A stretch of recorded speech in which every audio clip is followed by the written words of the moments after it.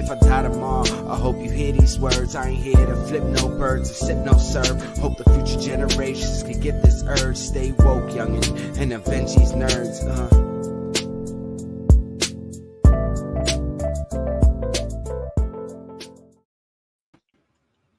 Here. Hi guys. Hello.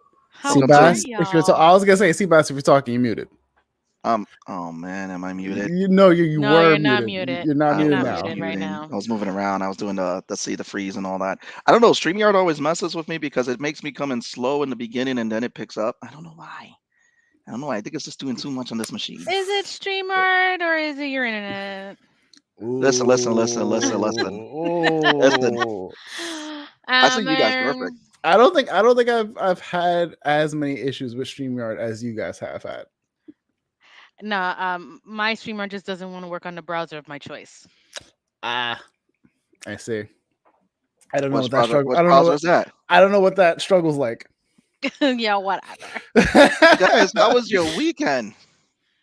It was good. I went to good old Brockton, Boston area, to go visit Turt, hang out with him and the missus, and do some wedding photos, and go say what's up to the bro, and yeah, did a 11 close to 12-hour stream Sunday night. When I got back, I owe people 5 extra hours because the subathon would have still been going. Had my computer been charging, I don't know what was going on.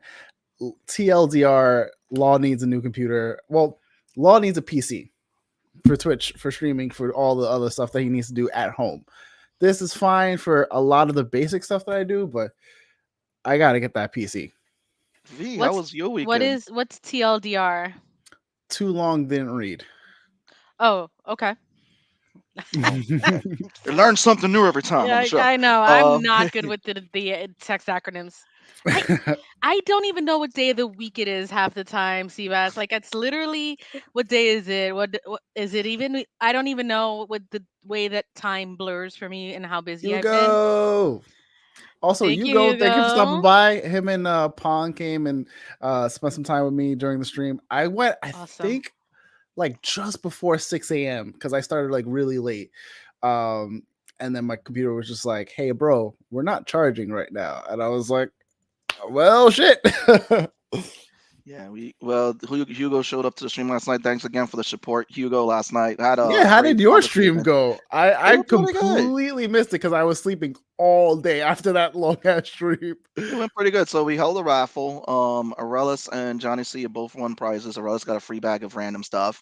Johnny C, he's cashing. He won. This is the second free commission he won. So he is getting 2 free commissions. He is cashing in. So those are gonna be fun.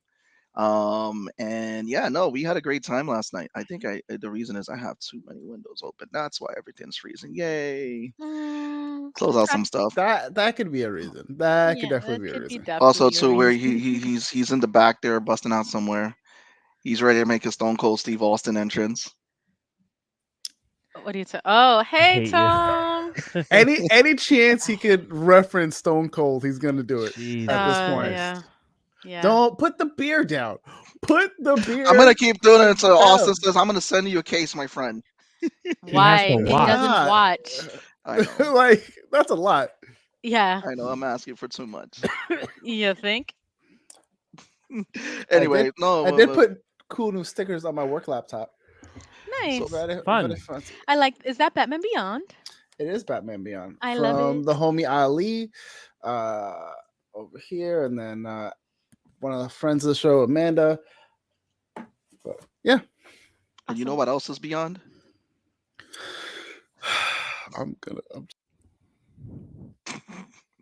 Just do it. Just get it over with. I'm gonna do it. Yes, let's go. So first is up. I don't understand. TV. Catch Val on TV on YouTube every Saturday. YouTube.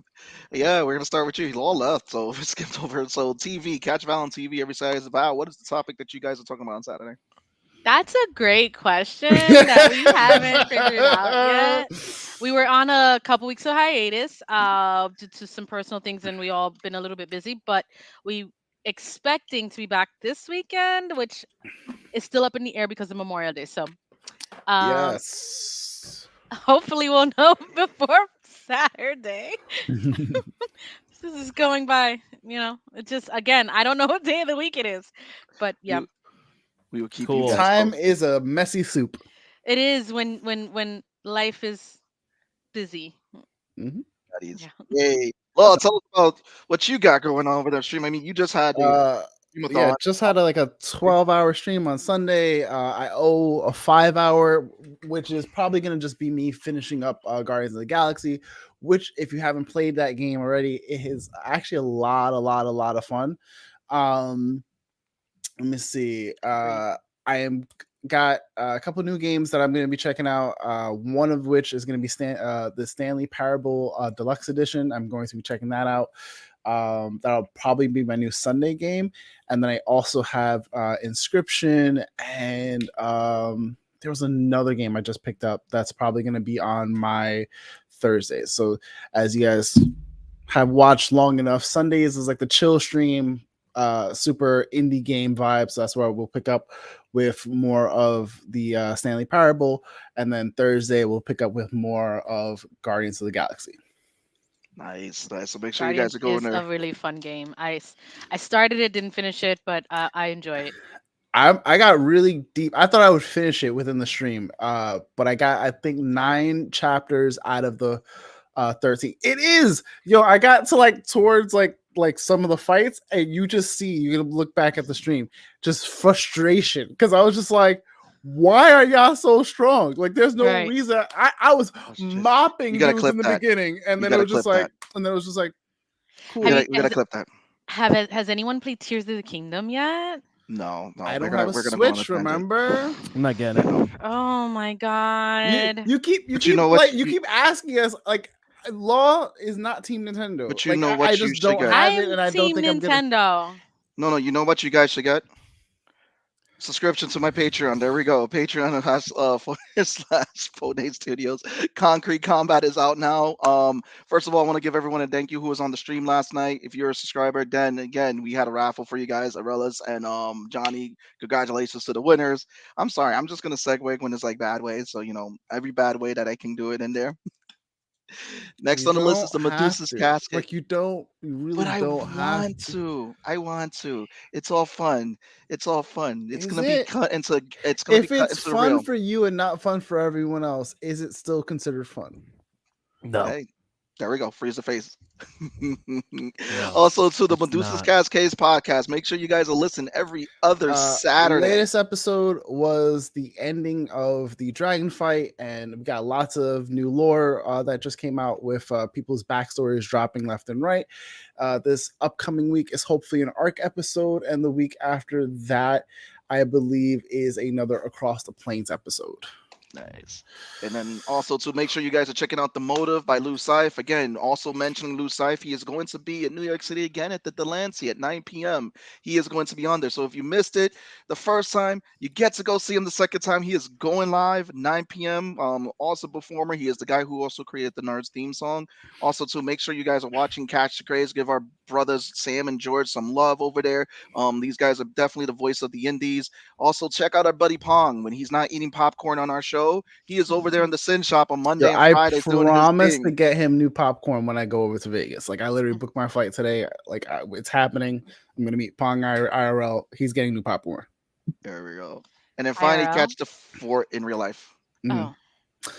Sorry. If Seabass knows that one, I'm sad. And I don't, that's crazy. It's just, yeah. I'm sorry, Val. No. I am. And also catch our friends over there at the 4-Letter Nerd Mayhem Mike and his crew. They're always there talking geek and everything. So if you want more geek talk, they go on Wednesdays, 8 p.m. Make sure you're checking out 4-Letter Nerd. And we are done with that. So we have our guests that have been waiting in the background. They are returning. I am here for that. Like, you know, What's your favorite I've done it. popcorn? I'm here for it. Done it. Also, facts, actual factuals. Yes. No, because we've done that, and it can work sometimes. Well, wait till we bring Dave back. Absolutely, we will.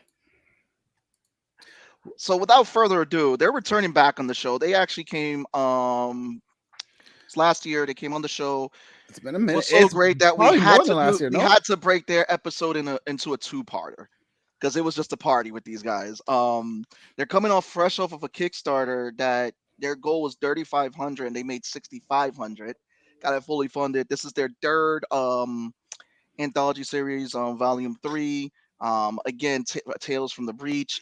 And what's great is that they just launched their online store. So this Friday, if you missed the Kickstarter, you can go into their online store, which is going to be in the description of this video as you guys are watching it. On Friday, they will have that copies there for you to order. So I want to give it up, returning Christian De Mateo and James. Fugitive Poems. Hey, what's up? What's welcome. up? What's up? Guys? Good to see you. Yes, congrats on being fully funded. Like fully funded and then some. Like that's no like, oh, we just stumbled across the finish line. That is a very, very, Just very breaking big, through. Yeah. Facts. Yep, comfortable within a couple of days, and then just pushing. It was an honor. It was awesome. As it is an honor to be back with. We had so much fun with you guys. I am so psyched to be back. Thank you. Oh, thank you Glad to guys have for you coming guys. back on, man. And again, it was like when I heard about the Kickstarter, the online store, I'm like, you guys are just killing it from when we last like got to chat and everything. So you guys definitely making the rounds over Mike Gracia show, giving him hell over there too and all that. We love you, Mike. We also You just guys were love doing it. personally, like when people say like they had such a good time on our show, they want to come back. We're like, yes, that's the vibes we're looking for. Oh, it was a great time. It was so much fun, and I'm down to have it again. And dude, Sebastian, did you say time is a messy soup? I said time is a messy soup. Applause Right, at that. Yes, yeah. That is great. That's like write that down somewhere, quote it. I don't think I can take full credit for it because I'm pretty sure it's like a very poorly plagiarized version of Doctor Who line.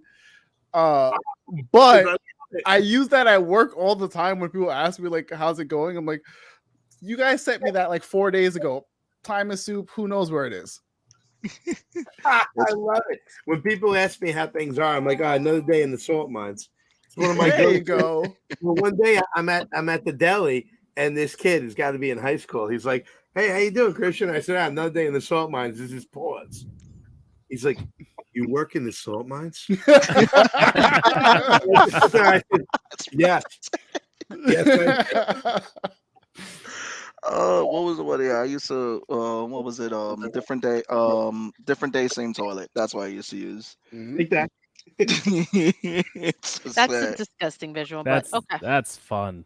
That's fun. cleaning the toilet. That's Oh man. Yeah, truck stop. I don't know.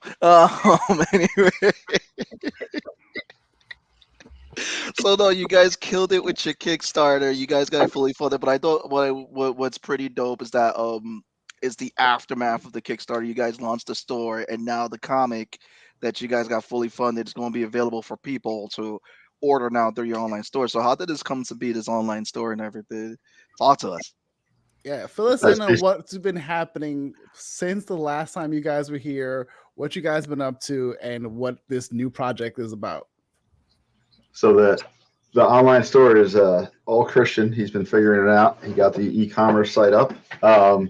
We've been spending a lot of time looking at other people's sites and trying to figure out what the look was that we wanted. Still a work in progress, but we got now I can say all our books up. We had we got that new book coming. It's actually going to be coming to my house in like 2 days. Be getting the 400 copies. And we got more stuff going on too. We're actually going to have another Kickstarter at the end of July.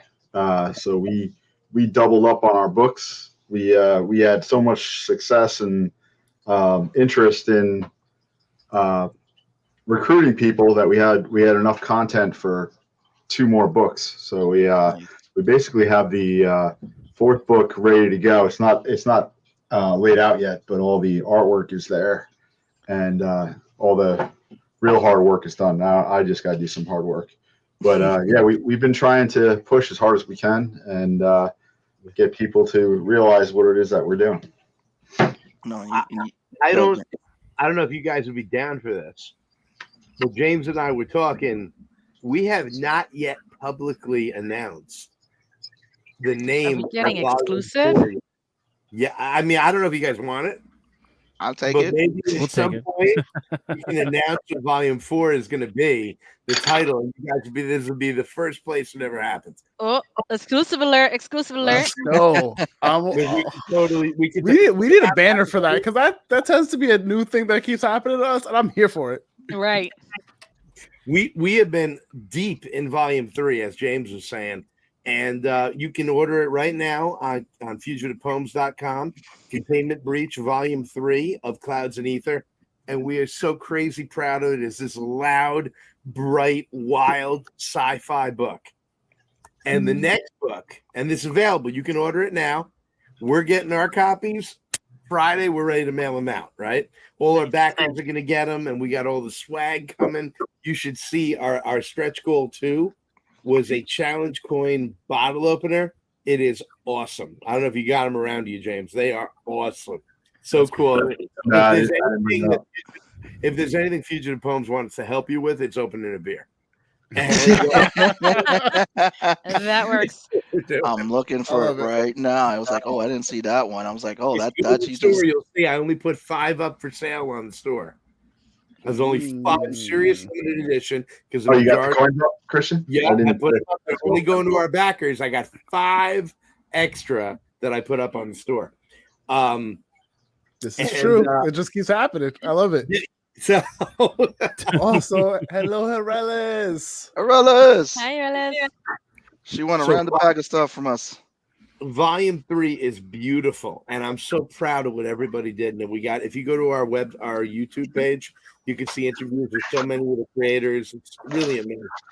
And Volume 4 is done as well, and the creators there are absolutely incredible. No, and I think that's the great thing about it is that you guys, and this is the store, guys. Well, if you go all the way up to the top and you click store, this is our Redbubble where you can get our clothing. But if you go all the way up to the top and click store, you'll see the products that we are shipping out directly. And now there's the books, volume 1, 2, and 3.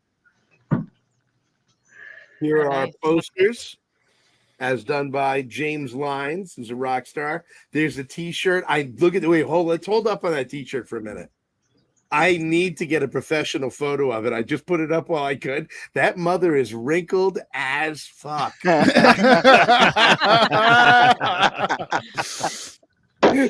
I think you should enjoy it now while you can. I'm going to get a professional picture up soon, but that's the one I had. Listen, there we go. You got the picture up. Ooh. That's all. Ooh. That's dope. That's a very cool. That's kind of pretty. Okay. That's kind of pretty. No, your audience. That's beautiful, bro. And the back of it has our logo on it. If you hover over the picture, you see. Nice. It doesn't. All right, here we go. Yeah, there you go. No, but you guys have such a cool name. I always thought that you guys had a really sweet company name too, Fugitive Poems. Thank you. It just rocks. It matches the aesthetic that you guys are going for with with the comics, the people you're working with, and just what you guys have been doing. Because again, it's a lot of beautiful artwork that you guys have in there and all that, and just it's bro. I'm just proud of you guys. Well, thank you. And it's so cool. When we talked to you last, we were working on Volume 2, and we're here tonight. We're going to announce Volume 4. And things we're actually going to be producing other people's work this year. It's really cool to be back with you guys and talk about all that. James, did I see you get a package? I was going to show the stickers, but I saw you've been hard at work. You got those up there. Ooh, hold on. So this Christian likes to call them monkeys, but they're apes. Christian's not too smart for a college professor.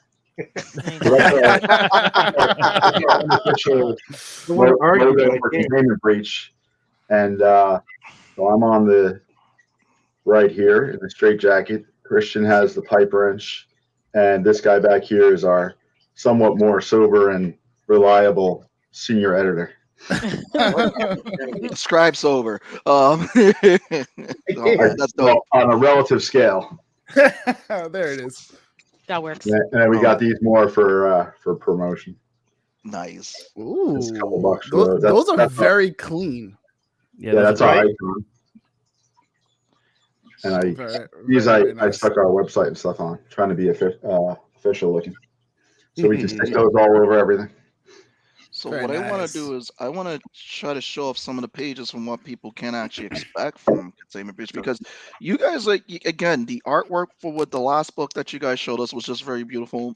Look into the Kickstarter, look into what you guys have sent us, because I want to say that you're one of the few guys that definitely, when you put together a press packet, you guys put together a press packet, and it's pretty freaking awesome. We gotta have a class on that. Oh, nice. It was Seabass's favorite thing. Yes.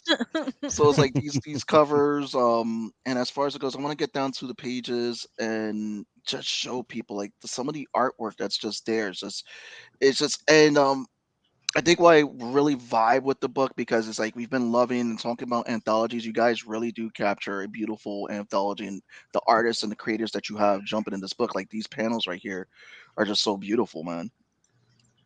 Thank you. We're so proud of everyone in this book. Yeah, we got now this is our third book. We got a wide range of talent in there. That one you just showed, that guy, the black and white one is an artist from Kyiv, Ukraine. Nice. He's there, right? Yeah. So he's living out the experience out there, but is still just punching out comics. He's been in a bunch of anthologies, actually. He's in 3 now, which is the current book, which we have up for sale, and we also got one from him in 4. Actually, we may have 2 from him in 4. His name is Vitaly Kalchenko, and he's amazing. Some of these pieces are just really beautiful. Like I like this whole piece right here, this whole panel. Just it feels like it's like this weightlessness that you see in there, and it's just. So that's Jay Chic. Band of Bards put out a comic called Hush Ronin, which I have across the room. Jay Chic is one of the coolest artists going, and I got to write a story that he drew, and I was really honored by that. We got some great people in here. This is written by Casey Allen, who is the head of the Comic Jam, the editor-in-chief, and drawn by Big Jim Coffin, which is not his name. I'm the only person who calls him that. His name is Jim Coffin, and I think it's a sin not to put Big in front of that, right? Am I right? It's a good name. It's a very good Jim name. Coffin. Listen, that's all you need. Big Jim Coffin here. Ready to picture, guys. I want to make this like he has no choice but to go by this name. Hashtag Big Jim Coffin. That's it. I love it. No, but you guys have been killing it. And again, everyone, we're showing everyone that's on the feed on the show, because this is one of those rare Kickstarters where everything is done already. It was already done. They got it fully funded. Now it's a full book that you can actually go and purchase. And it shows you that you can definitely put definitely faith in Fugitive Poems, because when they're telling you that they're going to launch a Kickstarter, they're going out there. It's already completed work. It's there for you guys to have in your hands. So this way you are getting something, because we know that there are always horror stories with Kickstarters, and some people are just scared to invest in them. I'm happy to say that everyone who's come on Nerds, these are people who already have stuff that are available for you guys. And again, Fugitive Poems goes the extra mile. And come on, got some cool stuff in that store. Get that shirt. I think I'm gonna get me a shirt. I would have thought the bottle opener for you, Seabass. Yo, for real. It's already there too, right? Yeah. It's coming. It's in my cart. That bottle opener is dope. Yeah. Isn't that James came up with the idea of the challenge coin, and then he was like, well, what if it was a bottle opener? And I'm like, well, go on. Tell my drunk ass more. Listen, I would get your bottle opener and pair it up with Mark from Wayward Ravens beer. There we go. That's it. Got a seller. And he doesn't give that twist off bullshit. He bottles it all up. So you need that bottle opener. There you go. I don't know that I can approve this combination until I've had a large quantity of the beer to be sure. Well, when we take that trip up to Connecticut, that's like, just Mark, I got some tasters. It's good business planning. It's like, I don't know if I want to co-sign. I'll take donations. Try a little bit more. I know it's been 2 barrels, but we'll have a special episode of Nerds. We'll be Nerds Drunk History. I'm in. I was hanging with my boy Eric the Viking tonight, and we had a couple of bottles of wine, which is why I'm rocking the water right now. Mia would like to know a thing or two about the press packages. Ooh, Nice. yeah, press like then definitely hit up Christian about that because he puts together a nice press package, gives you the whole detail of everything what these guys are doing, all that. Christian and James put this sweet press package together, and definitely it was something I would love to do. Just do a nice little tutorial for people how to put a press package together because it's like you get something like I did this like. What did you do? Like, I need to see. This doesn't tell me. Show us the thing. That reminds me, we've been working on our YouTube channel, and we've been trying to think about some tutorial videos. So maybe we could get together and film something about that, Christian. That might be cool. There you go. Absolutely. How to put together a press packet. Well, how about I pull the curtain way aside right now, and thank you guys for this. So you were the first show we were ever on that you guys were like, do me a favor and send us the press kit. And I'm like, yeah, no doubt, man. Absolutely. It's like you want like the kit for the press, right? The press kit, the kit that's press, right? And you're like, yeah. I'm like, yeah, cool. And in there you'd want like what? And you're like, the basic press kit stuff. I'm like, yeah. I get up with you guys. I'm on Google and I'm like, press kit. And so I think we do have a terrific press kit, and it all I comes love back that to in the me story. press you. James has like the straight face. He's pouring, chilling, and you see Chris like, I was panicking. I was this. And James is like, nah, I'll let him worry about it. I'm happy to get our professional press kit. I'm like, I got one of those like variety packs. I'm trying to. I got to get back to that too, like the whole variety packs. I've had the big wave several times. This is a great. What is this? I love ale. That's a golden ale. Yep. Nice. This one that I just poured off is a island lager. I haven't had that one. It's called Liquid. Their brand catchphrase is Liquid Aloha. Great beer. Well, if you ever guys out here in South Jersey, by me and Tone, there is a lot of breweries around us. We got the Keep Brewery. We got the the Tuckahoe Brewery. There's just and then what was it? We go to the nice little liquor emporium that's by us, and there's just nothing but microbrews. But for some reason, I'm still stuck on Stone Cold Steve Austin's Broken Skull IPA. And then you don't say. And then I got this from Axe and Arrow Orange Fluff. Certainly not us. It's okay if you like sours, but I do like sours. That's Jersey local. Yeah, this one's from Axe and Arrow in Glassboro, New Jersey. So it was like it's an orange banana fluff, so it's sour ale with orange banana and marshmallow flavor. Marshmallow flavor. Wow, marshmallow. That doesn't sound. It's an interesting combination. If you like sours, you probably love it. If you're not in the fence of sours, it was kind of meh. It's not a beer I would go looking for. I'll go with Tone with that on his opinion. It's toasted marshmallow. I feel like I can get down with that flavor in a beer more than like straight up marshmallow. Yeah, I think it's too sweet, no?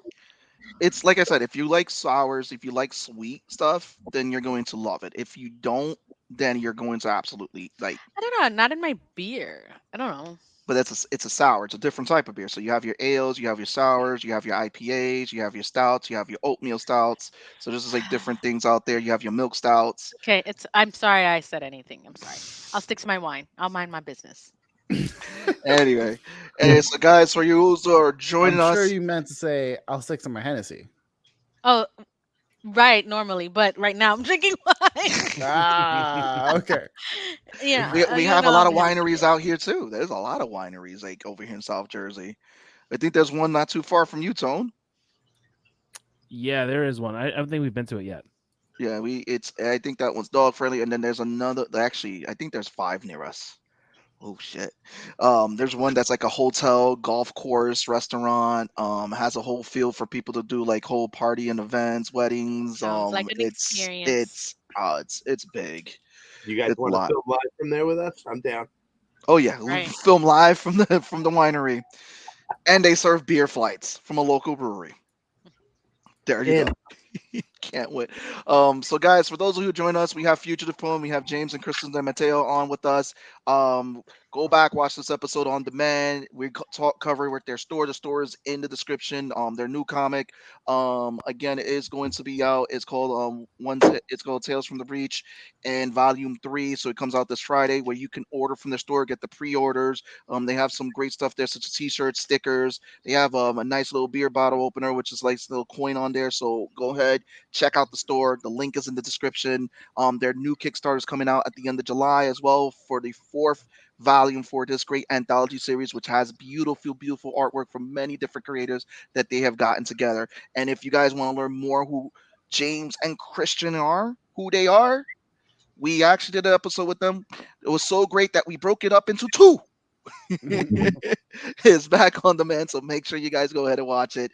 But have you guys so we're getting into that segment now for Unicorn. Have everybody, what are you guys, we got to touch up on Kennedy show. I mean, for those who don't know Kennedy, he's the guy who also was popular for Samurai Jack. He did that first installment for that Star Wars series that no one really talks about before, like they did the whole like 3D stuff. Did he? That I didn't know.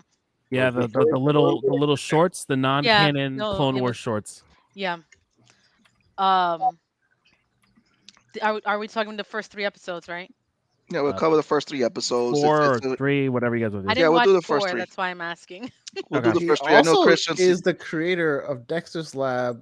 He directed Powerpuff Girls. Like, man's got a belt underneath him. In between artists for Batman animated series, and did Primal. Like Primal was good all around. Dexter's Lab remains one of the greatest television experiences of all time. Absolutely, without question. Dee. Oh, I mean that's oh my gosh, Dexter's Lab is one of my favorites.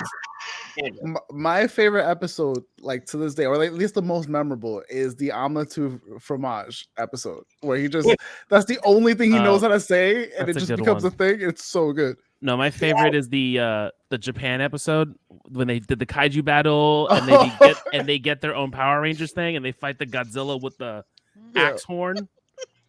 Yeah.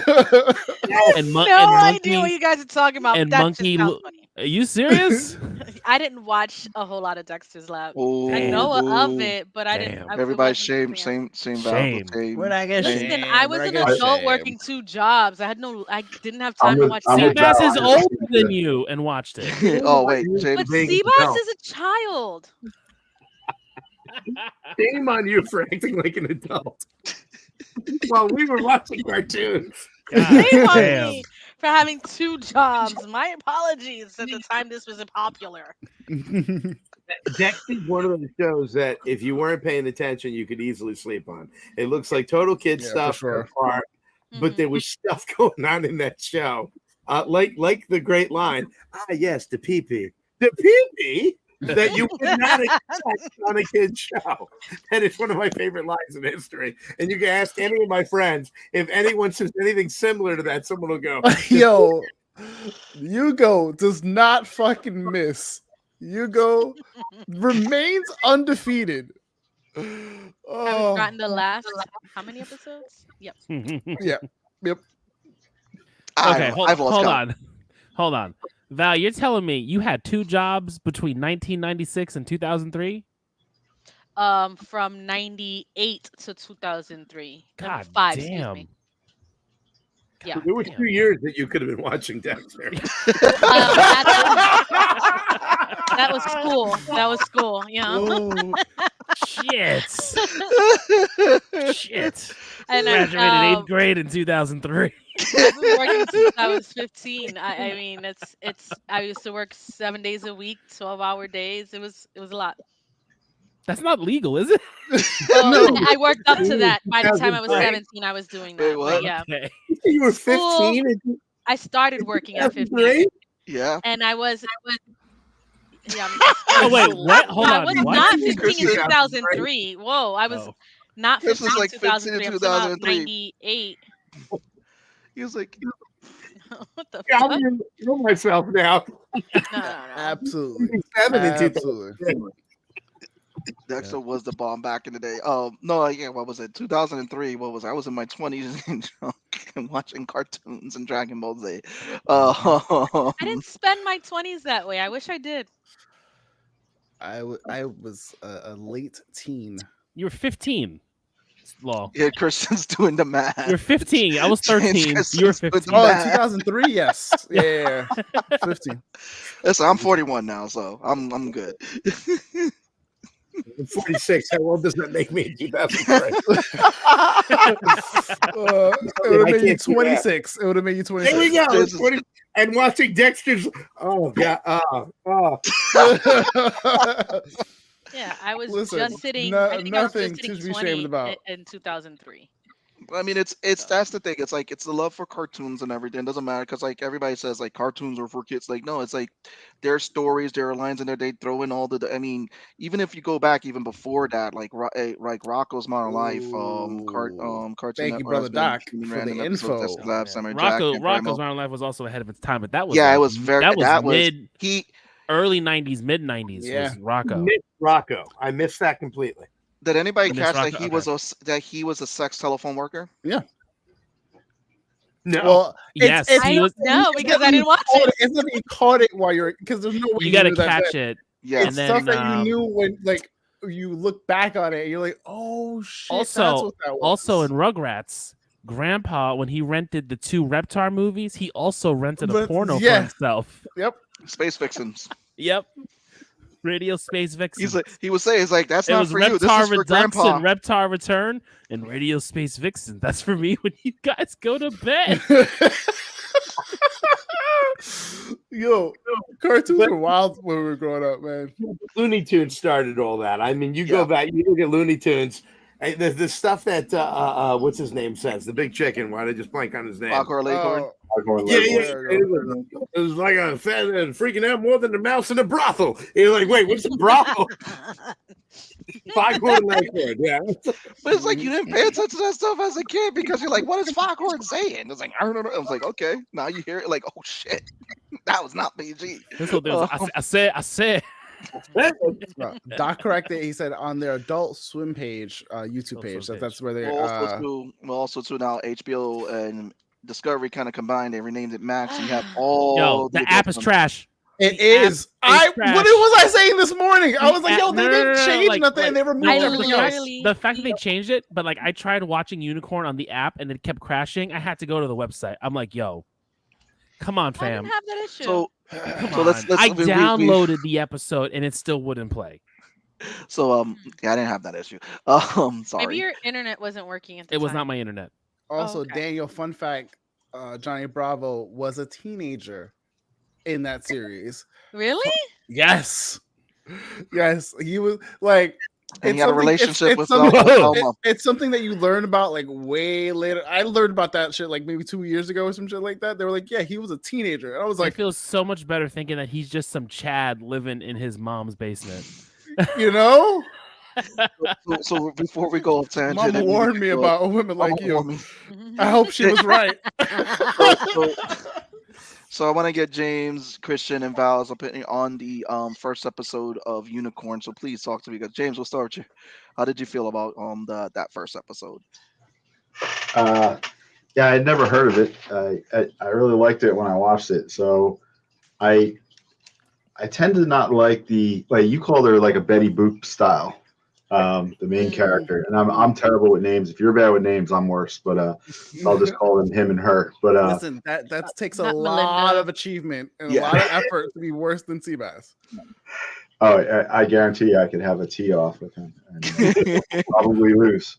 But Emma, yes. I really dug the steampunk stuff.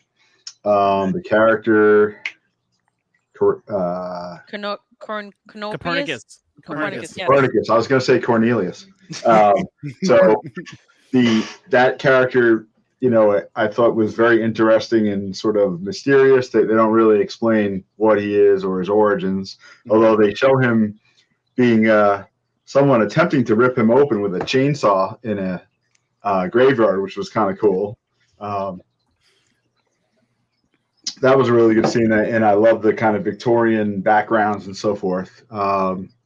I personally, you know, my taste, you know, you guys, I know Christian likes Samurai Jack and stuff. I like I would be happier with a bit more of a realistic characters, not super ultra realistic, but it's well done, but it's definitely sort of splits the scene when you got that kind of ultra stylized characters like the kind of floating people, and then the kind of different Copernicus is definitely done in 3D, so he looks a lot different. It does go together well, but just that, you know, for aesthetic purposes, I would prefer to see the characters a bit more fitting with the background styles. But then again, that, you know, I think that's that dude's style, is the, you know, that kind of the look of those characters. Yeah, because you can see a lot of stuff happening there with the style, because it's, again, it's, like I said, it's very interesting, because with the animation scene that's really dominated by anime and anime influence, this just really it was harkening to a lot of that old school cartoon animation style. Like, I can see where you want to see, like, you know, maybe it's like some realistic images, like when it goes with the story, but it's been his style even with Samurai Jack, and he pulled it off perfectly too with Jack. Like, how serious as that show was too, with that style. It was very interesting how he did that. Christian. I'm actually really glad to hear what James said, because I thought I was picking up on that, and I don't trust my sense of that as a writer. I don't trust my sense of the art as much as like I trust James's, and I was picking up on there are different animation styles going on in this show at once. Yeah. You go from one scene to another, and there was like sort of that Avatar moment with Sing at the beginning, and then you got this. I like you said, the Betty Boop. You got that. There was even a little anime in the eyes, but then you got that 3D animation. Then you got the flat animation, and I almost started breaking it down in my head by scene, where it was almost like, and maybe I'm making this up completely, but it was almost like Gendy was doing sort of a tribute to cartoons and to his journey through cartoons styles, because like Clone Wars, right? Clone Wars was flatter. It was freaking brilliant. Awesome. Right? Samurai Jack was playing around with being 3D in a flat world, where Samurai Jack would suddenly, and I have had an incredible moment introducing my big boy Dashiell to Samurai Jack, and now I'm doing it with my little boy while me and my big boy are watching Batman the Animated Series. You know, I got a deep affection for Samurai Jack. I watched it as when I was young. I was talking about when we were working multiple jobs, Vmac. I was bartending at a sports bar, and everyone was yelling at me because I'd shut off half the screens and put them on Adult Swim. Well, because I was watching sports. So I'm like, I don't give a shit about that. I'm bored out of my. So I had like Aqua Teen Hunger Force on like 4 screens. And they were like, what is this? I'm like, you want me to shut it off? He was like, yeah, it's stupid. Wait, in a minute. Hold on. What's with the fries? One thing I'm sorry. No, I was just going to say, because you said it's like Samurai Jack's 3D in a flat world, while this is the exact opposite. I feel like the world is 3D, but the characters are very flat. Yes. Yeah, except for Copernicus, who I wonder if he's named that on purpose, because he's got that, like the sun, and everything sort of revolves around him, and the other characters are flatter, but there's so much camera movement around him, and then his head goes up and he turns. There's always so much turning around him that I was really intrigued by that. I had a great time with it, and there was part of me that was like, should I be annoyed by the different types of animation going on? But I could never be annoyed because I wanted to know more about why they were happening. Right. And I was really taken with that. And this is already a show called Unicorn, which if it wasn't for Gendy's name being attached to it, I'd be a unicorn. It's something. War is eternal. Don't forget the other half. Well, I would have started. But it's but the big font is unicorn. Yeah. But even still, like the name itself, like had you guys been like, "Yo, let's watch this," and like not said that it's the same like creator from Samurai Jack, I wouldn't have cared. I would have been like, No, I saw I was like, okay, cool. Am I gonna watch this with Josie? I figured, let me just see. And then I kept looking things up. I'm like, I see no unicorns here. So she's not There's gonna one want to unicorn. watch this. One Right. unicorn. There's in one the unicorn at in the prologue, and then Yeah. you see the unicorn symbol when the reawakenings happen. I'm like, she ain't. I mean, like, she likes stuff, but like, she's not gonna watch this now. Like she needs the unicorn to be forefront, and then all Right. the other stuff. yeah. She's like, where's the unicorn that I saw in that first episode? Honey, it's not here. It's I not got coming a back. 4-year-old daughter. I was thinking the same thing. I was like, maybe I can watch this with. No, she's not going to give a damn. Yeah. Maybe Bear, but even so, Maybe I'm actually going to introduce him to. I'm not going to bring Samurai Jack to him because I think he'd like the action in Samurai Jack. So that's what we're going to There's do. a Looney Tunes goofiness in Samurai Jack that if someone told you about Samurai Jack, you wouldn't be expecting it. But like even that first episode where they meet the guys that call him Jack, there's an absolute weird Looney Tunes oddness going on, and it carried the dog people that need his help. I mean, it carries through the whole series. Gets really serious, and you're like Aku with his parents, but then there are these bug people that are talking in weird ways, and they live in honeycomb. And you're like, all right. I think that's what works and what makes his stuff stand out more is that he's able to take this stuff and kind of mesh it well together. Like, James, if you didn't bring it up that Copernicus was in 3D, I wouldn't have known it, and I probably should have picked that up because I was like, oh, this is all hand drawn. But then it's like when you started saying 3D, I was like, oh yeah, that's like I was Has anybody ever seen like that fan animation, the Last TIE Fighter that this guy? Someone had done it on YouTube. It's called The Last TIE Fighter, or it was like he did this whole beautiful animation. It looked like old school 90s anime, but then he also did a tutorial where he's like, yeah, I'm going to show you how I did the ships and made them look like they're 3D, but also too at the same time made them look like they're 2D. And one of the things he did is like he did a whole 3D mock of a ship, like built it out the blocks, put it in the program where it did the Photoshop where it just lined it out. And then from there, he did in all the details. So that's this way it was animating that scene, but he did in all the details. So I was like, I feel like that's what you get with Copernicus. It makes it a 3D object, but looks like it's meshed in with 2D. And like I'm just starting to see that now that you guys are bringing up with Copernicus. That's not like a new technique. That's been around forever. Yeah. So they have these things called shaders. So when you can do a 3D model. Actually, you can go as far back as whenever the hell South Park began. So South Park started that. They didn't really use the toon shaders. They kind of intentionally put a lot of 3D stuff in there. But you can take 3D models. I want to say 97. Yeah, they do it a lot. I think South Park. So people think that South Park was done pretty simply because the kind of cutout character look, but it was actually done on pretty sophisticated 3D software.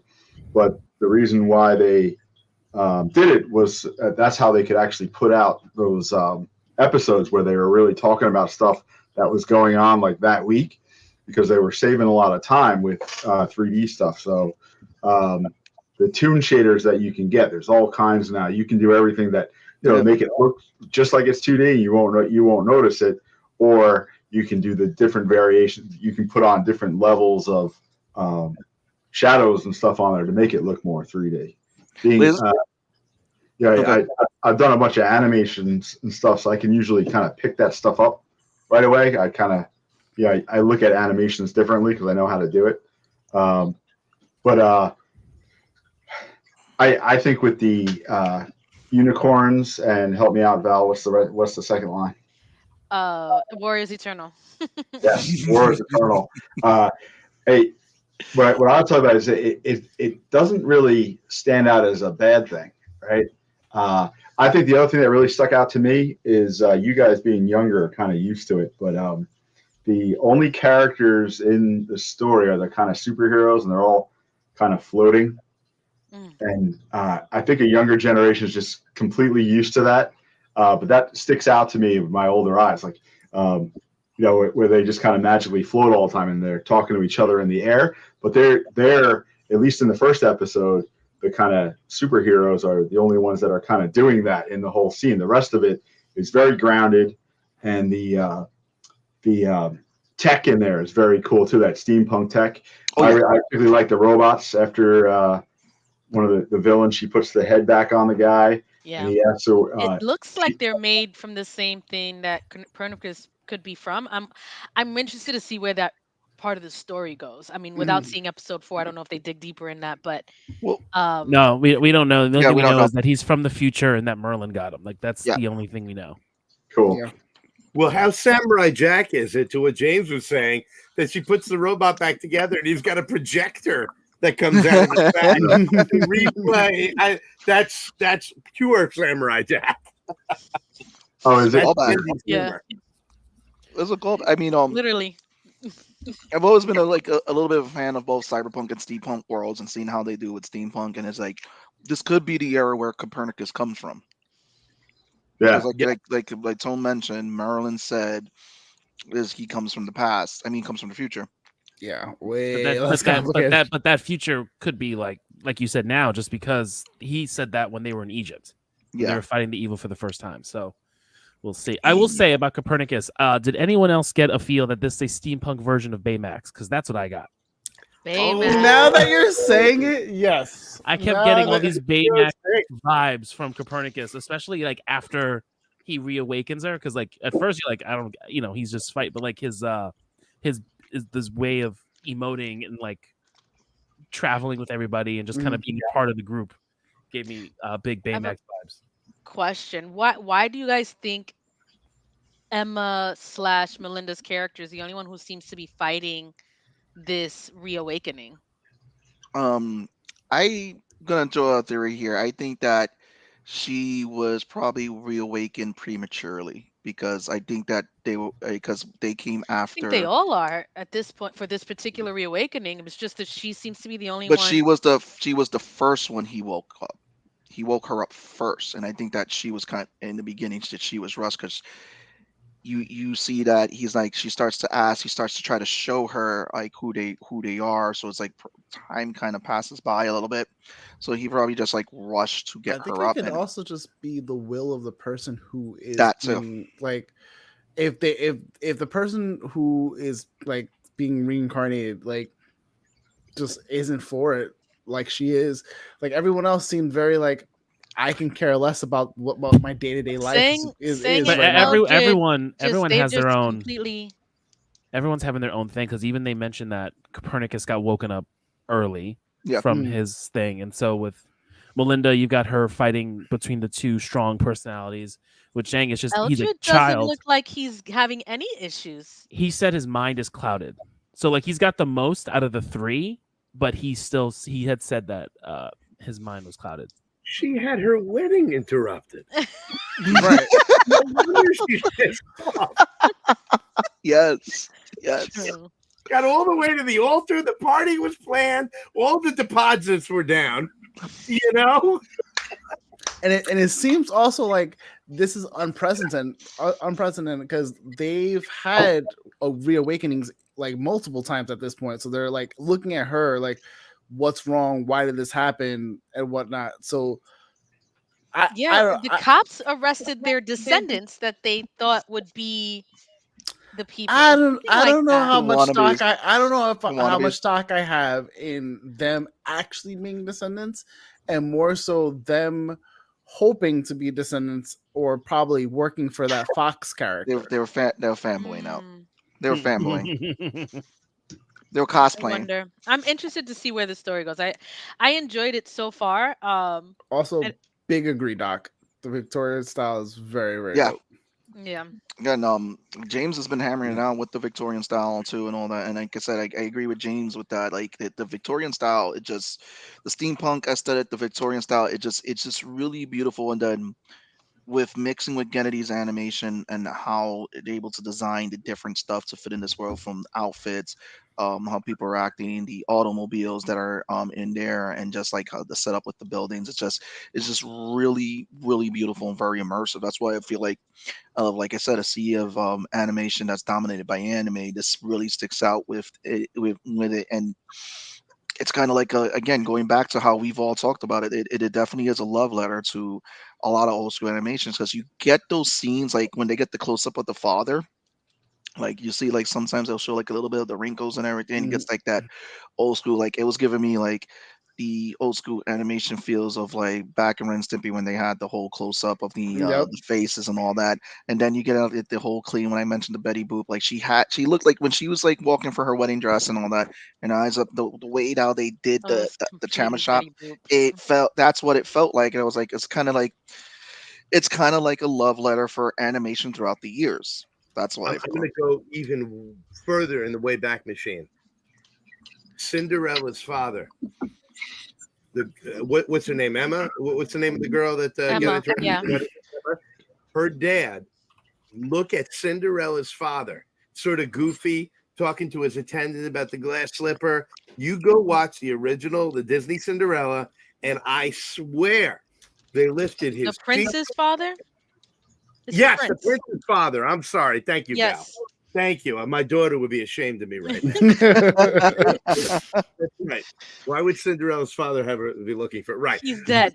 Prince's father. I think that Emma's dad was taken right. It was, there's if you look at this show, you could line up all the characters and pick each out of a lineup for a different animation style. Mhm. And the dad and some of the wedding members are pure Disney.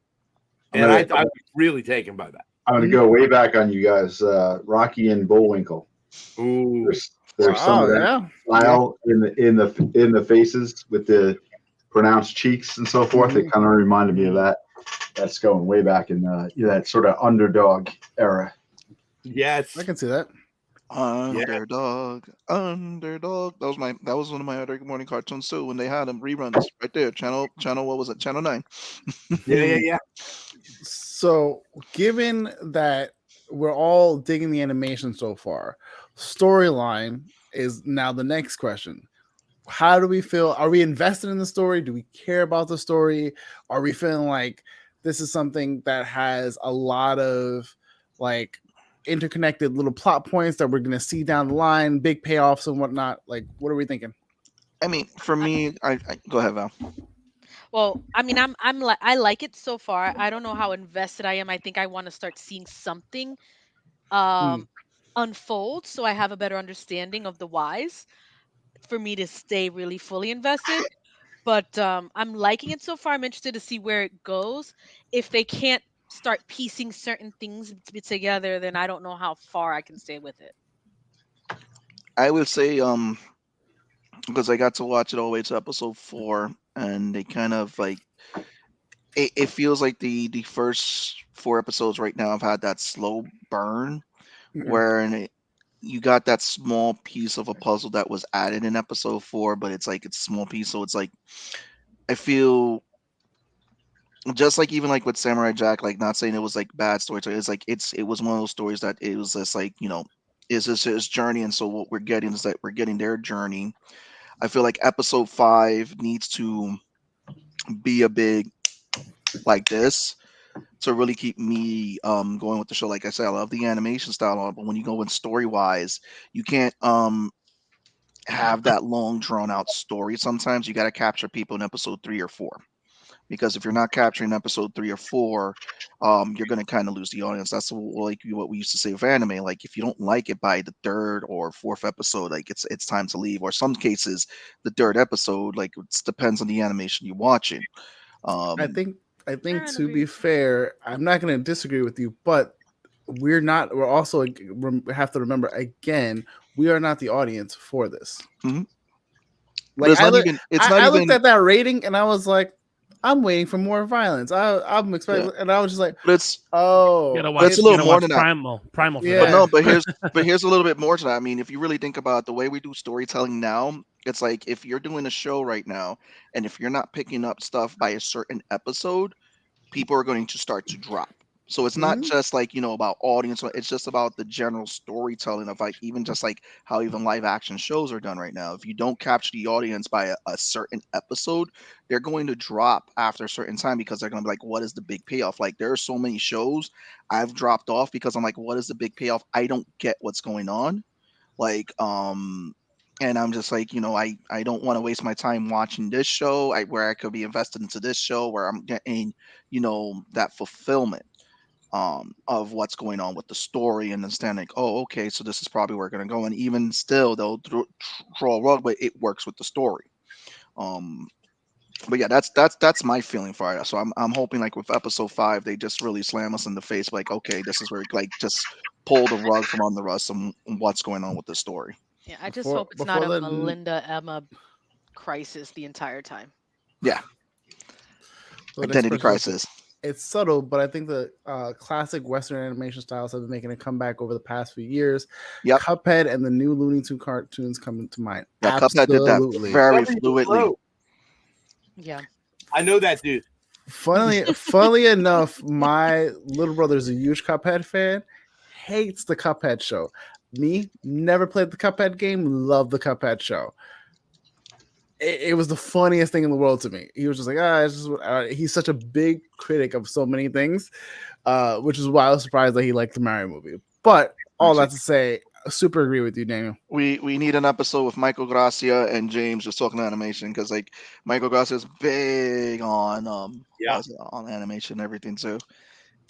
So if I can throw in here on this, Samurai Jack was very zen.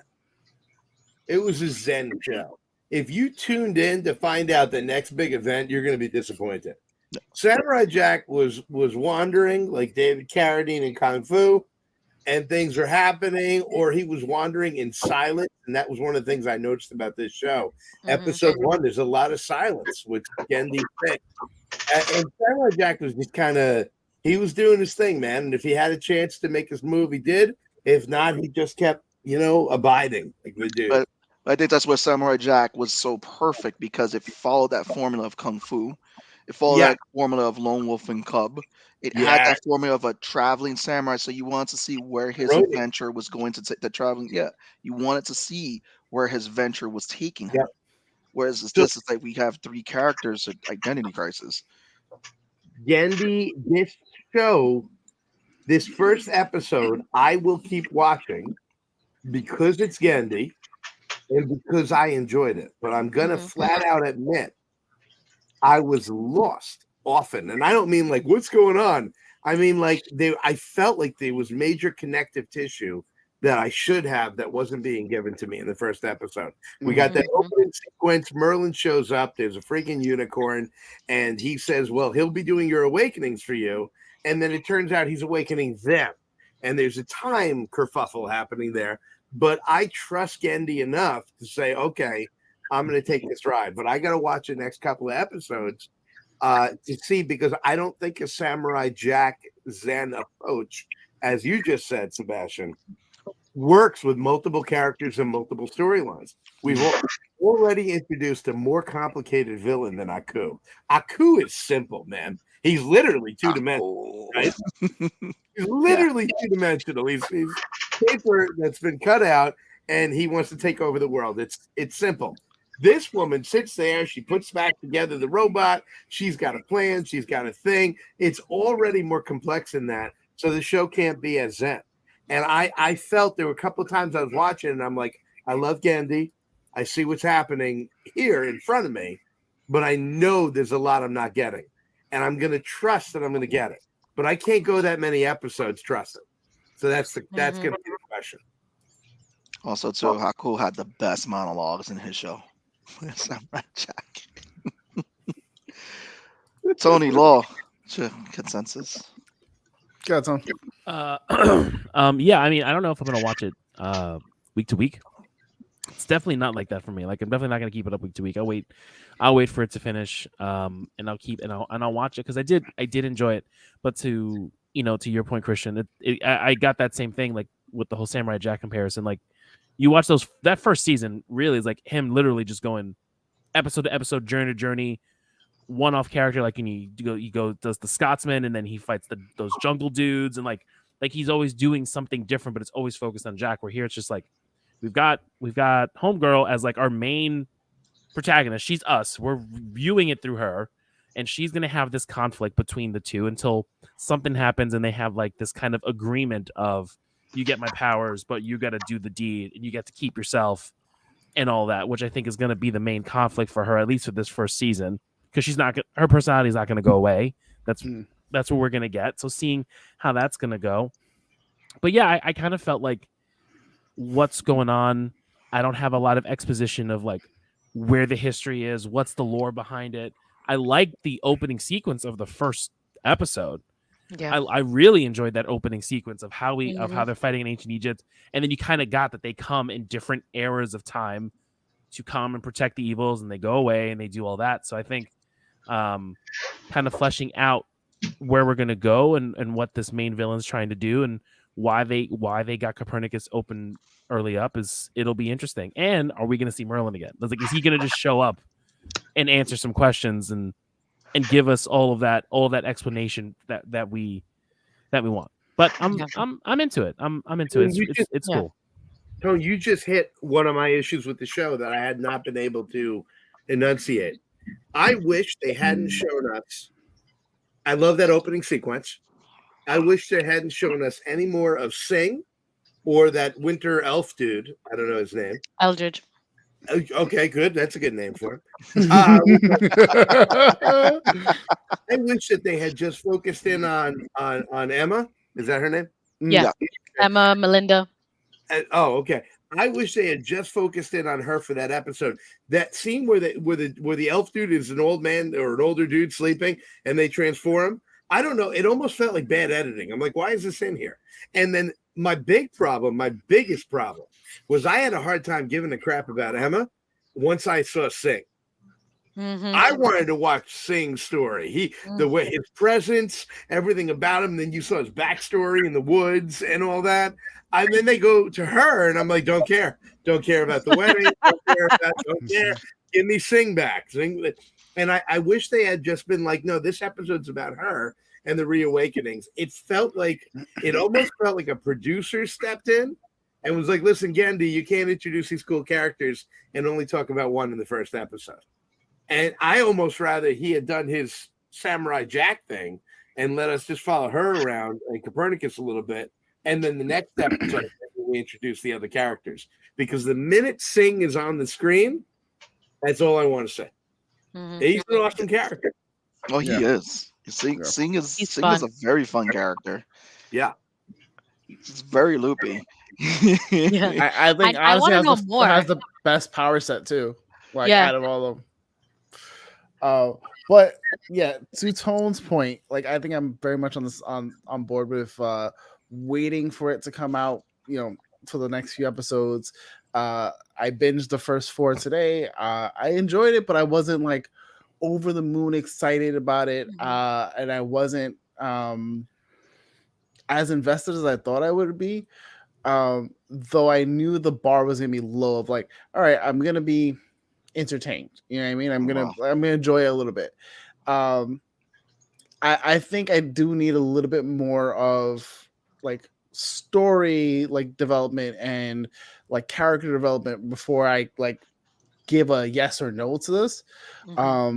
It has a very good chance of being one of those shows like if I never watched it, I wouldn't feel like I missed it. You know what I mean? But because of the namesake, I'm still invested enough to be like, all right, this has to have some payoff. This is gonna go somewhere. Let's just stick it out. All right, so I want to take a look at the comics. We definitely had some here. Hugo goes, I go into with what Seabass is saying about Hooked by episode 4 or 5. Several of you said you wouldn't be watching if it weren't for Travetsky. Do you still find yourself more forgiving because of him? I think so. I think so. I think that's the consensus with all of us is that we're. I don't know if forgiving. Not for me. I don't follow him. I don't think forgiving is the word because I think the show itself is a solid. It feels very much at home on Adult Swim. Yeah. And if I didn't know it was Gendry, but like we decided to talk about it because the reviews were good, the animation's solid. I still would have watched it. I think the Gendry portion is what made me want to watch it. Like I didn't need reviews and outside sources to say, check this out. It was the fact that this is his next project, and sure, let's go watch it. This has 100 on Rotten Tomatoes and 85. It's 100 reviews and then 85 for us, essentially. Yeah. So. It's all about Gandhi for me. If I heard you told me to watch a show called Unicorn, And Warriors Eternal. I think let's that was be the fair, email right back from Christian too. I need more unicorns. Like personally, I'm just like I feel like I have to add warriors, guys, to like it. It's like because if you say unicorn, it's like, but it warriors. doesn't sound like a show title to me. Unicorn Warriors Eternal. It's like two shows where driving down. yes, yes, that part. That part. I'm not doing it, Hugo. I'm not doing it. I'm giving Pong too much ammunition. Remember that Family Guy where they introduced the Reese's Pieces for the chocolates driving down the street and the peanut butter? You got your peanut butter in my chocolate. You got that's how the sort of show title sounds. Yeah. Right. You got your unicorn in my Warriors Eternal. Right. But this has been a fun power hour. So we're coming up to that time. I think unicorn. I mean, we're all. I mean, unless you want to continue That for wasn't unicorn. English. No. I don't know what you just said. It was.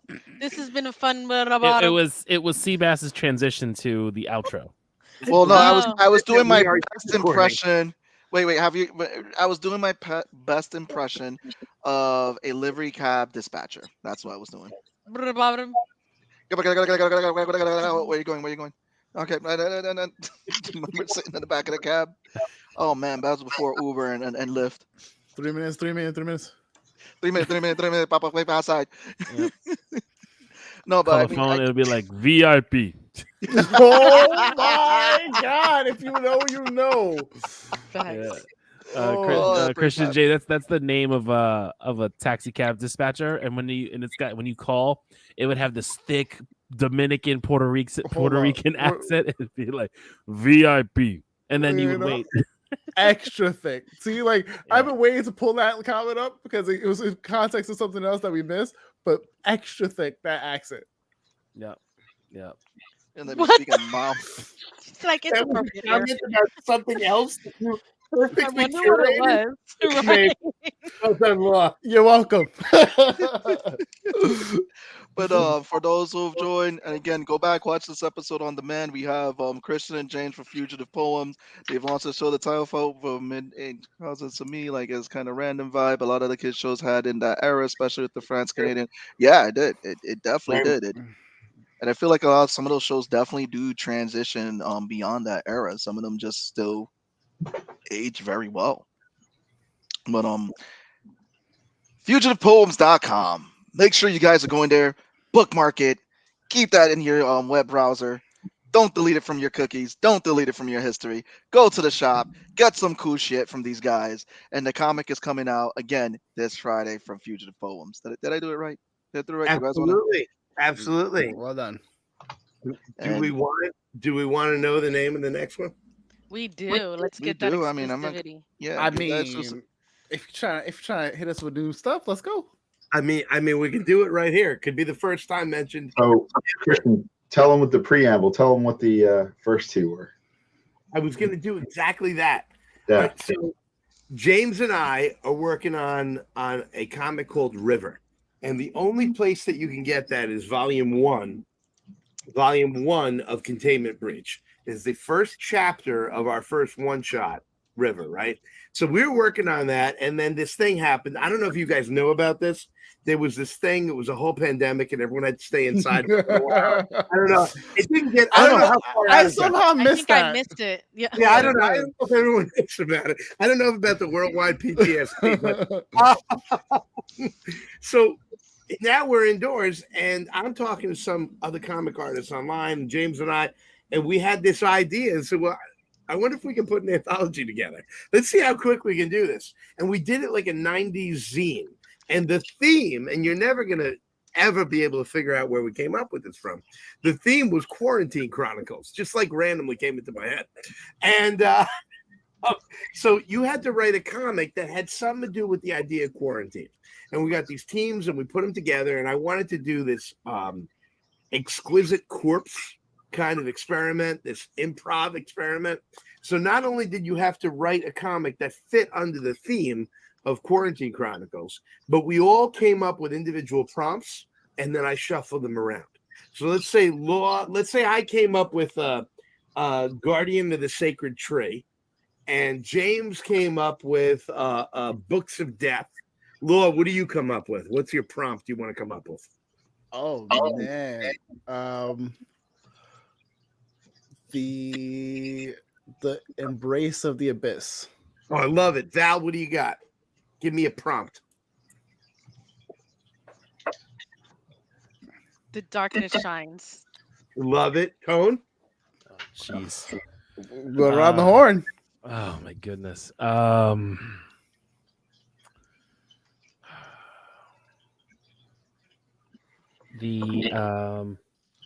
man, I hate this type of shit. Hold on. No, you don't. You're a D&D player now. No, I got you.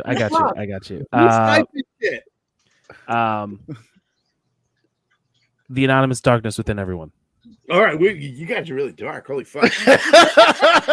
I'm just going with what I heard before. I love it. So, Sebastian, you got to give me a prompt. It could be anything. What do you got? The journey for the last TP. Love it. That's the quarantine question. I love it. I'm going to take everything you guys came up with, and I'm going to shuffle them around, and you're going to get one that somebody else said. Right? They play D&D. There you go. You're going to get one that somebody else said. So Tone's going to end up with the TP. Someone else has got to shine the dark. And now you got to write a comic that somehow falls under the umbrella category of Quarantine Chronicles and includes some aspect of the prompt you got. People loved this. Okay. And this also guaranteed us brand new stories. Nobody could pull a story out of a drawer that they wrote years ago, right? So we did that, and we did it like a 90s zine, and there were articles in there and pinups from James, and it was such a hit, we decided to do it again. That's how I love to think. Give me some creative limitations, and let me see what I can do there, right? So volume 2 was Myth Reborn. The overall theme was Myth Reborn. You had to take some myth, classic or modern urban or whatever, turn it on its head, take something out of it, but then we had people come up with their own prompts. We shuffled them around.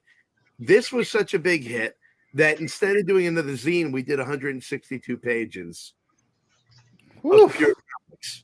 We didn't have any space for anything else. It was just fun. And they're beautiful. They're gorgeous. It came out so well. Love this book. I'm so proud of this book. Actually, what you're looking at is the Siamese twin free copy of this book. This is the one copy that makes them. They put 2 copies together. Look at that. How weird is that? Holy shit. That has this. I'm the only one that has that. But we had incredible stuff in here. Well, this was such a hit that when we called for volume 3, and this is leading into our big announcement, when we called for volume 3, the theme of which was of clouds and ether. Imagine the sci-fi possibilities from there, right? Okay. Oh, wow.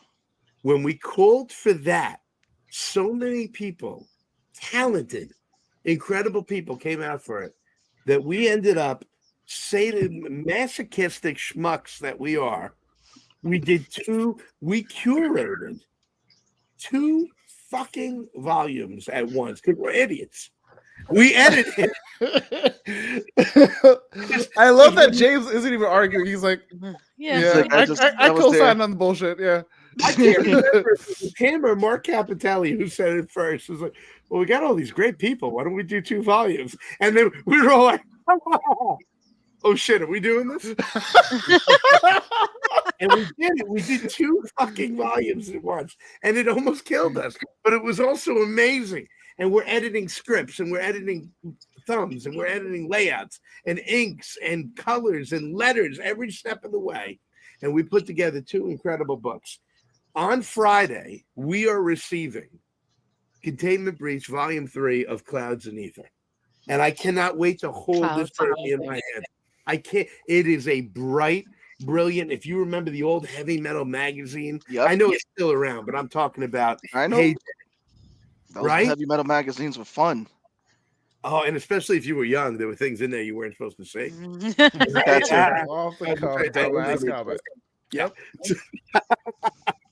Well, it's got that vibe to it, 100%. I cannot wait for people to see it. Hugo, thank you so much. Hugo, you got the last name of one of my favorite authors, Roald Dahl, who wrote some incredible stuff for adults, not just Charlie and the Chocolate Factory. So we did. Charlie was in that chocolate factory. We also did. We also did Volume 4, and I'm James. Am I ready to say it? James should say it. James, what is the name of Containment Breach Volume 4? You should say it. All right. So the theme for this one was we actually switched the two around. So we wanted to.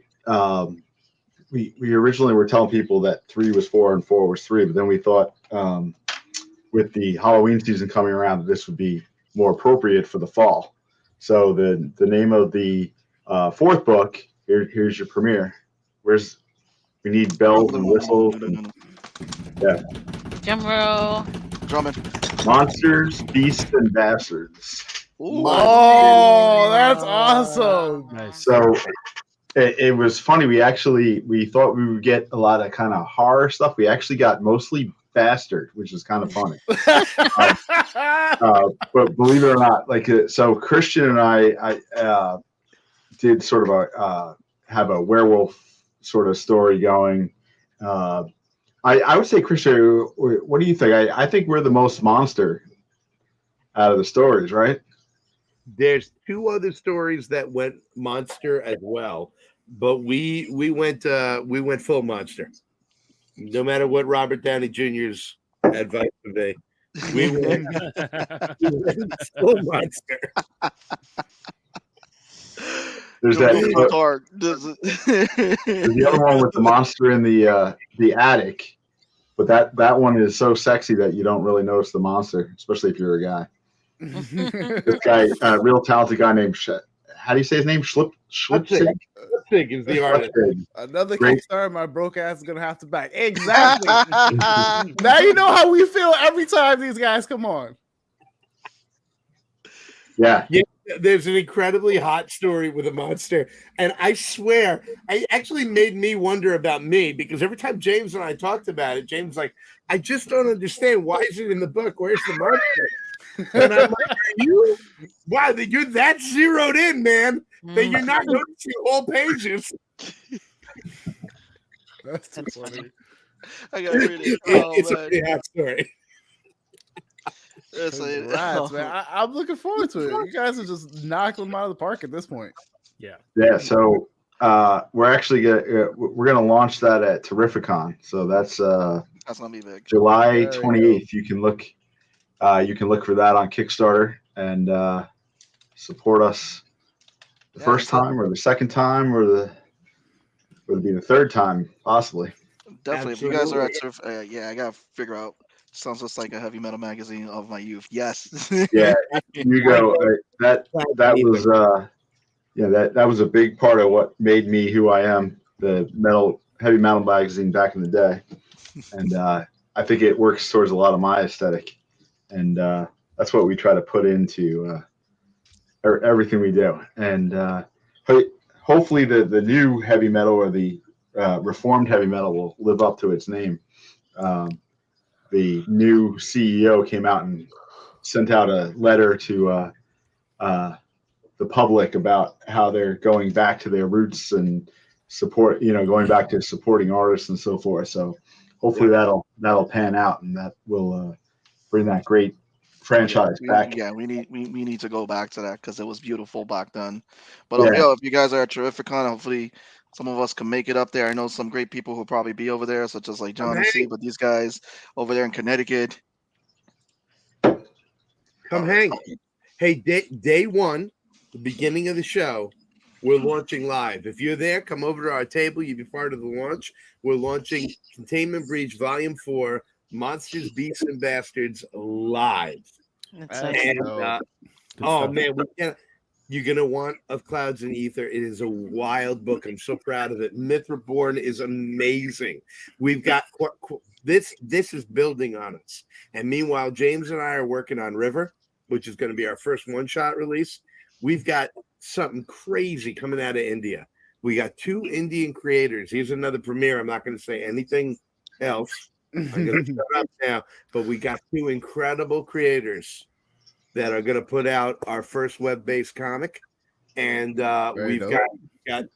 we're talking to the Hill brothers who are in volume 3 about some cool stuff. We've got the creme de la creme of indie creators, including this motherfucker, James Lyons, who is one of the greatest artists I have ever seen. I can think up the wildest shit, and he will make it better and better. James Lyons guy? Who's this James Lyons guy? I don't know. I don't know who the fuck he is. I've never seen him. So we got when we get around to it and have time, we're gonna have a Patreon coming out. That's on my to-do list. Like I said, you can check out our YouTube page. You look us up, Fugitive Poems on YouTube. We have all kinds of interviews up there now. And once again, when time allows, we're going to start making some tutorials on people who are just starting out in comics and production work and stuff like that. So we, working with so many different types of talent and different age groups, and everything from young kids up to people our ages and even over. Just sharing a lot of knowledge with people is really cool, because there's a lot of very talented people out there, but maybe they don't know kind of sort of the software and stuff that I know, and they do everything by hand. And in comics, our good friend right down in the Bronx, what's his name? Saturn. Don and Lyd Monet. They are lifeonsaturnart.com. Art of Saturn. Thank you. Yeah, I was just talking to him. He doesn't do anything digital. He's actually a young guy. He doesn't do anything digital except his prints. Who's another great artist? And they are unbelievable. He's the artist. She's this is a print of some of his line art. Holy shit! It's just wild stuff. Damn, that's this reminds me of it's total like Blade Runner stuff. Wow. Hold on.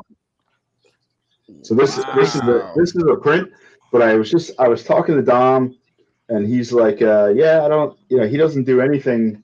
He doesn't do anything digital. His wife Lydia, she that's what we're saying. Oh, we got another one.